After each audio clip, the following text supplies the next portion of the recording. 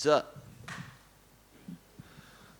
Well, Belal, I know you've been calling for a lot of fights with a lot of top 5 opponents since your last win, but now you're fighting Sean Brady here in Abu Dhabi. So now that is the week of the fight. What are the emotions leading up to this fight? Feeling good, feeling great. I had a good camp. I just feel like emotionally it's just another hurdle I got to get over, another guy that I got to prove to the doubters that I'm the best guy in the division, and Saturday night I prove it.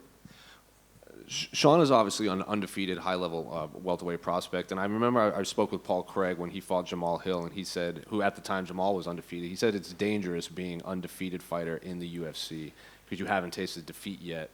Do you agree with that statement, and do you think Sean is maybe like overconfident knowing he doesn't have that L on his record? I've been in the UFC, I've been undefeated before, and I know what it feels like. Obviously, he probably has all the confidence in the world.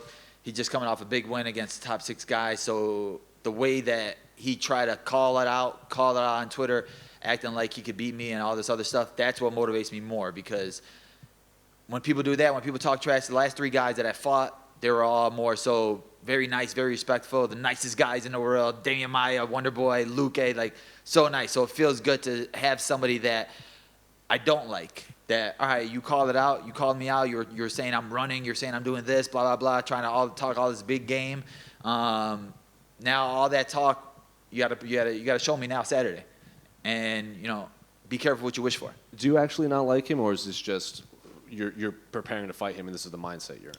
No, I mean, I was with a couple other guys. There's some guys like Wonder Boy. I was trying to figure out some way I should hate him, man.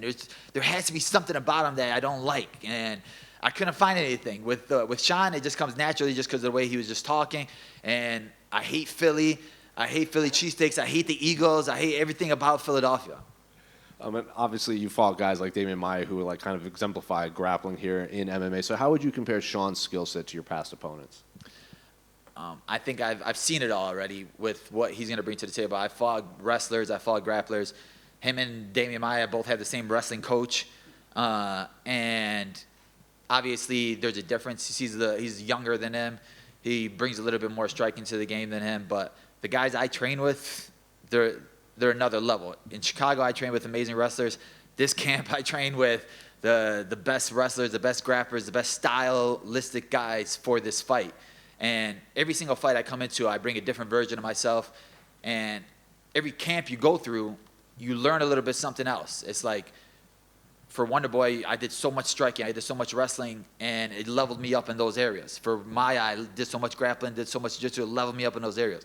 For Luque, I did the same thing. And I think I've gone through those camps where he hasn't gone through those camps where it's a different style here, a different style there, a different style there. I think that the way that I fought, the people that I fought, the things that I've showed in there, he hasn't done any of that. What was it like having Khabib in your camp for this fight? It was amazing. It was the guy that, you look up to, a guy that I think of as the GOAT, the best fighter to ever do it. And I'm training side by side with who I think is the best lightweight in the world, and Makhachev. And he's not small. He's not a small guy. And if you even look at the other guys in the room, like their whole room is full of killers. And I'm looking at these guys like, oh, this kid's 20 years old. He's not in the UFC. And the way he's going, he's amazing. Their grappling is good. Their striking is good. Every single day, every single one of them is not trying to lose a round, not trying to lose a second. So it just brought a different competitiveness to the practices, a competitiveness to myself, and it changed my mindset. So knowing that there's guys like that out there, I'm like, bro, I need to get this title and get the fudge out of this game.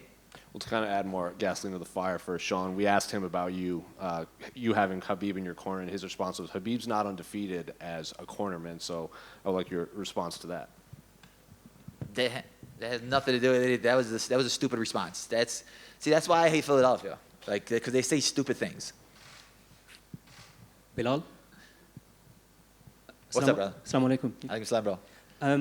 I know you've spoken quite a lot about your last month or so training with Khabib, so I don't want you to ask necessarily about that, but I do want to know if you could say the most important thing or the most important lesson you've learned in the past month or so from being around those guys, what would you say it is?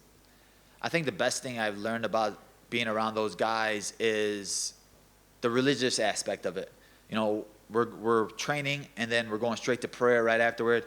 that was the most beautiful thing. Because, you know, in America, I train at Valley Flow Striking, Chicago Fight Team. There's not a lot of Muslims that I'm training with. So to be able to train with these guys, pray next to these guys, eat next to these guys, to see how they brought me into the group. Like, we all don't speak the same language. A lot of them only speak Russian. They don't speak English. But I read faces. I read energy. And it was all love with them. There was no ego. There was no, like, let me try to embarrass you. Usually you go to gyms and it's like, I'm not in the UFC, but let me kill this UFC fighter to show him that I'm better than him. There's none of that there. So it just showed me I don't consider them a team. I consider them brothers. And now that they brought us into the family, it was amazing. And, like, it's something that, you know, I'll always remember no matter what. So people seem to think that you're a guy that wrestles all the time, and I can understand why, because in the most recent fights you have shown that. But you are pretty decent on the feet too, as you've shown against Lima. I'm better than decent. You're pretty decent on the feet too, as you've shown against Lima. Do you think you're going to have to lean towards that stand-up, seeing as though you've got like a grappler versus grappler matchup on the weekend? No, I think I could take this fight wherever I want to go. I think that I probably had the best fight IQ in the division, in the UFC. And I think that when he thinks that I'm going to strike, I'm going to wrestle. When he thinks I'm going to wrestle, I'm going to strike. I'm not going in there with the mindset that I'm only going to do this or he's going to only do this. I could do anything I want. And when I'm in there, it's my world. And just finally, you've got a really good win streak at the moment. You've beaten, I believe, some of the most ranked fighters in the welterweight division. Would you want a title shot next, or is a fight against Colby or Hamza interest you? You never want to look past anybody, so like I'm concentrating on Brady right now, but obviously, to me, Kamaru obviously deserves a title shot next, but it all depends on how healthy he is coming back from there, if he wants to take a little more time off. If he is going to take a little bit of break, I don't think anybody in the division deserves it but me, but I still got to go out there Saturday and put on a performance that's going to make the UFC give it to me. Like I got to go out there, finish Sean Brady, and then they're going to be like, all right, we can't deny this guy. He has the longest win streak. He's the only guy in the division fighting ranked guys. Like, this is going to be my 5th top 10 guy that I'm fighting, and there's nobody else fighting these guys. This guy's undefeated.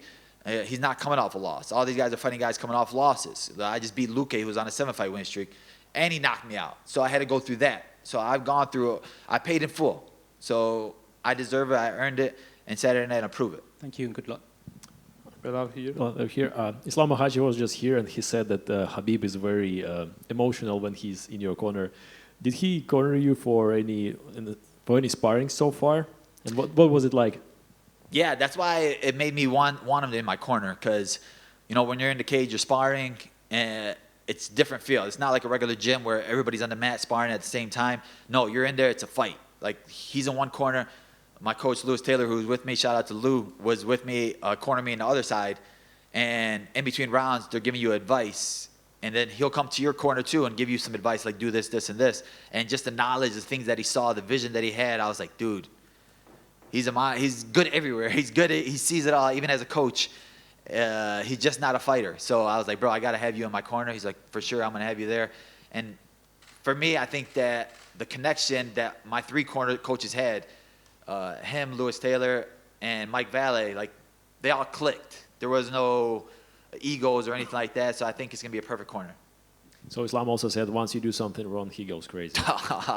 Yeah, that's the beautiful thing about it. You know, you watch like The Last Dance with Michael Jordan and the Bulls, and how his teammates would say, oh, he would always yell at us, he would always do this, he wants greatness out of his teammates, though. And that's what I think that Khabib is. The greatest people want greatness out of their guys. He sees it in you.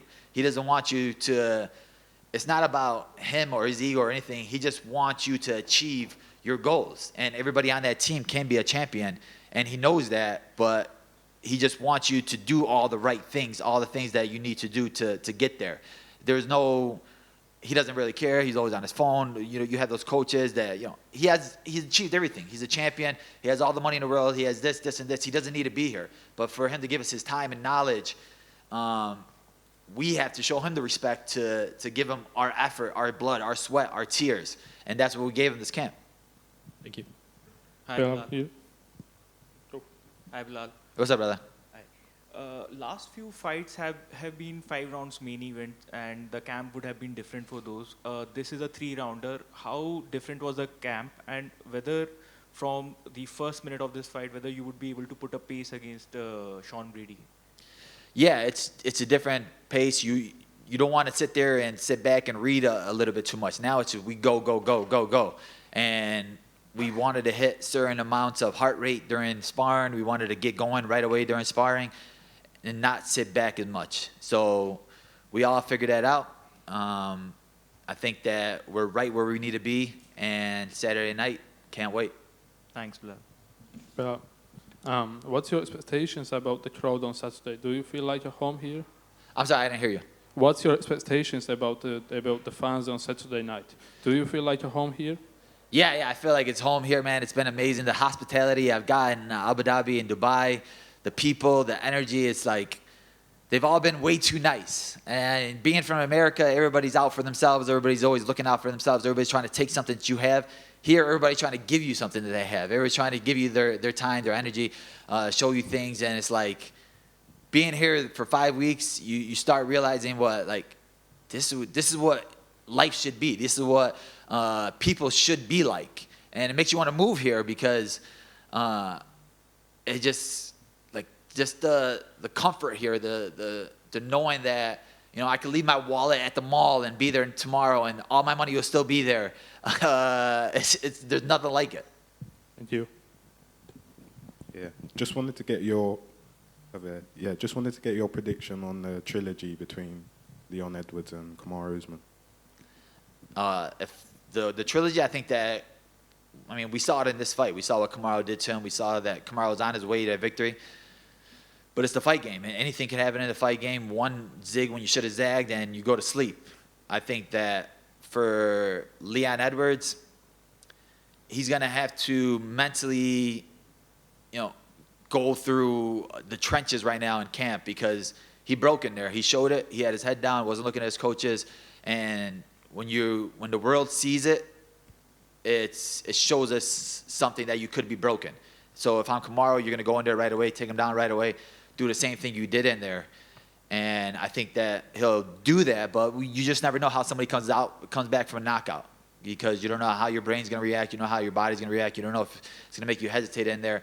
It all depends on the people he has around him, the training he has, the coaches he has around him, because you don't want to go straight back to training. You don't want to go straight back to fighting hard, sparring hard right away. Like I said, I've been knocked out before. I know what it feels like to have that. You want to get it right back, especially because you're dominating that fight. You're on your way to victory. Mentally, you could tell what he's going through. But it's all about just patience. You look at Freddie Roach. He made Manny Pacquiao take a whole year off of sparring or anything because in the end, health before wealth, it's all about your brain. After fighting, there's the life. So for him, it's just all about coming back at the right time when mentally you're ready, physically you're ready, and your body's healthy. Did you meet Hasbulla? Oh, yeah. I got a 1-2. You know, my jaw is still freaking sore from that right now. They need to come out with T-shirts, the 3-piece and a soda. Yeah, he hits hard. Dude, he's tough. He's sneaky with it. You know, I'm thinking we're gonna get a little picture, and all of a sudden, bam, he comes out of nowhere and smacks you with it. But you know, he's cool. He's such a good guy. It's crazy how much of a superstar he is because every single person in the world wants to take a picture of him, see him, and just the brotherhood he has with the team was so cool to see when they were playing soccer and things like that. He's sparring with these guys, kicking these guys. He put Luce Taylor in a chokehold, so it was cool to see.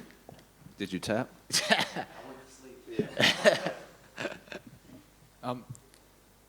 You mentioned a few minutes ago about wanting to move here. Now, you've got much to accomplish, but again, it's a big step moving out here.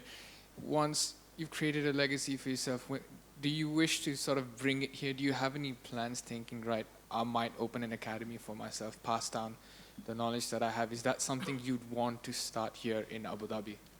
Yeah, I mean, that would be amazing. I think that even in the gyms I train at in Chicago, I do a lot of coaching. I've been blessed with some of the best coaches in the world, learning from some of the best fighters in the world, and you know, you pay it forward to the younger generation. So I would love that. If there's anybody out here, businessmen out here that want to support a poor American boy like Belal Muhammad, bring me to Dubai and house me and give me a business, I'm down. Well, I'm curious what you make of the UFC's new policy against betting on the fights, either as your own or your team's. Being a Muslim, I don't gamble, so I think that they're just trying to make the sport and the UFC. He's trying to make everybody Muslim. Everybody needs to convert to Islam, and we'll all be good here. All right, thank you. Yes. There's a lot of rumors going around that Jared Gordon kicks your ass every time he's fighting.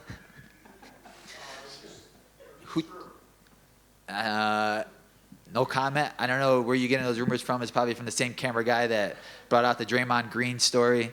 But I'm going to find you. Thank you, guys. Hold on. Can you just close for a second?